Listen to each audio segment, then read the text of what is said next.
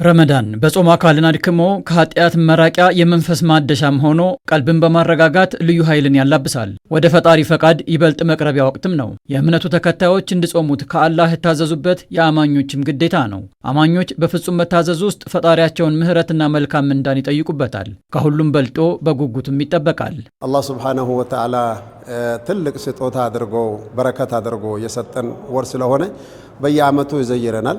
ደስ ከሚለው የረመዳን ጉዳይና በጣም ምስጢራዊ የሚባለው እንግዳነቱ ከሌሎች የተለየ እንግዳ። ብዙ ጊዜ እንደምታውቁት ሁላችንም የምንወዳቸው ሰዎችና የምናቀርባቸው እንግዳዎች አሉ። በመውደድም ጭምር በዝምድናም ጭምር ከምናቀርበውም ጭምር የምንከፍለው ወጪ የግድ ይኖራል። የምናወጣ ወጪ ይኖራል። የረመዳን ግን በጣም ለየት ያለው መልኩ ማለት ነው እዞ የሚመጣውን ብቻ መውሰድ እንጂ ከኛ የሚወስደው ነገር የለም። የእምነቱ ተከታዮች ከፈጣሪ በሚሹት ይቅርታና ምህረት ውስጥ ታዳ በህይወት አጋጣሚ ቅር ያስባላቸውንም ይቅር እንዲሉ ይጠበቃል። ይቅርታ አርግልኝ ብሎ ወንድምህ ይቅርታ አርግልኝ ብለህ ሚስትህ ልጅህ ይቅርታ አርግልኝ ብለህ ጠይቃ እምቢ ብለህ ነው የቀጠርነው። ስለዚህ ፈጣሪ ምን አርግልኝ ነው የምትለው? ይቅር በለኝ። አንተ ለጓደኛህ መች ይቅር አልክ ቢልህስ? የትኛው ባህሪ ነው አንተን ይቅር የሚያስብልህ ብሎ ቢመልስህስ? በነገራችን ላይ በጾም ላይ ትልቁ ረድኤቱና እድሉ ከፈጣሪ የምንጠይቃቸውን ነገር እንደ ልብ ማግኘት ነው። በንጹህ ልብህ ካልሆንክ በስተቀር ጥርስ የምትነክስበት ከንፈር የምትመጥበት ሰው ካለ የምታሸሙርበት ካለ በመታሁት በገደልኩት ብለህ የምታስበው ሰው ካለ ፈጣሪ ጋር ተጣልተሃል። መጀመሪያ አንተ ወደ ፈጣሪ እጅን ስታነስ ማዕቀብ ይጥላል አላህ። ስለዚህ ለዚህ ሲባል ለዚህ እድል ላለማስመለጥ ሲባል የቀረው ይቅር ብሎ አፉ ተባብሎ ነው ሙስሊሙ የሚጀምረው። ነቢያችን አለይሂ ሰላቱ ወሰላም አንድ ከአንድ ወንድሙ አንዲት ከአንድ እህቷ ጋር ተቀያይሞ ባሉበት ረመዳን ከጾሙ ረመዳናቸው ከጫናታቸው አያልፍም ነው የሚለው። ምክንያቱም ሰው አውፍ መባባል እዚች ላይ የሚቀርበው ጥያቄ አለ። አንዳንድ ጊዜ ስለዚህ ሐዲስ ሰምተናል። ይቅርታ የምንጠይቃቸው ሰዎች እሺ አይሉንም እና የኛም ረመዳን ተቀባይነት አያገኘውም ወይ የሚል ጥያቄ ይነሳል። አንገብጋቢም ጥያቄ ነው። ሸሪዓተል ኢስላም በጣም ብልህ ነው፣ በጣም ታታሪ ነው።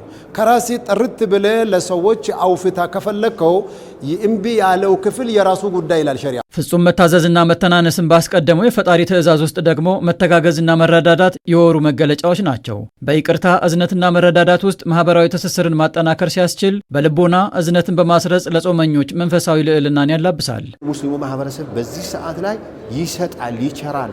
እጥፍ ድርብ ነው የሚሆነው የሚሰጠው ስጦታ። በአንድ የሚከፈለው በ10 የሚከፈለው በ100 ሺህ የሚከፈልበት ምንዳ ላይ ነው ያለ ነው። ይሄ ገበያ ደግሞ እንዳያመልጠው ሙስሊሙ ያለውን የአቅሙን ያህል የሚያደርግበት አጋጣሚ ነው። ስለዚህ ይህንን የእርዳታ እጁን ይዘረጋል ብሎ ይታሰባል።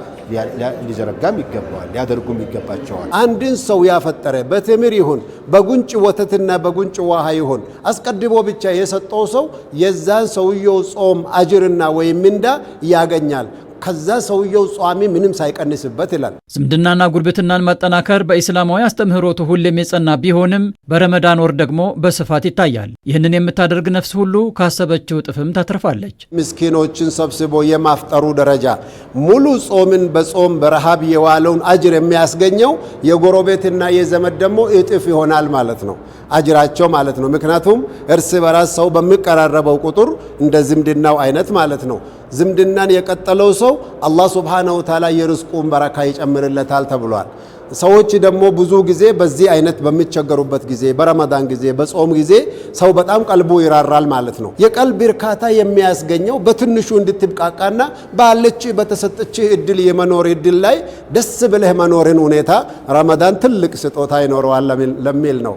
ከሚኖረው መንፈሳዊ እርካታ ባለፈ ማህበራዊ ፋይዳው ጉልህ የሆነው በታላቁና ቅዱስ ወር የሚደረግ ጾምና ዱዓ ተቀባይነቱ ከፍ ያለ ነው። አንድነትና እኩልነትን በማጠናከር ሀገርም የምታተርፍበት ነው። ሀብታምንና ምስኪንን አንድ ላይ የሚያስደስተውና የሰው ቀልብ የሚዘጋጅበትና የሚዋደድበት ከኢባዳነቱ አልፎ ማለት ነው የማህበራዊ ኑሮነትንና እንደዛውም አብሮነትን አንዱ ለአንዱ የሚራራና አንዱ ለአንዱ የሚያስብና የሚተሳሰብ መሆኑ በጣም ከሁሉም በላይ ደስ የሚል ሆኖ ረመዳኑ ይመጣል ማለት ነው። በረመዳን ሰዎች ከፈጣሪያቸው ጋር በብዙ የሚቀራረቡበት ነውና አንድምታውም ሰፊ ሆኖ ይነሳል።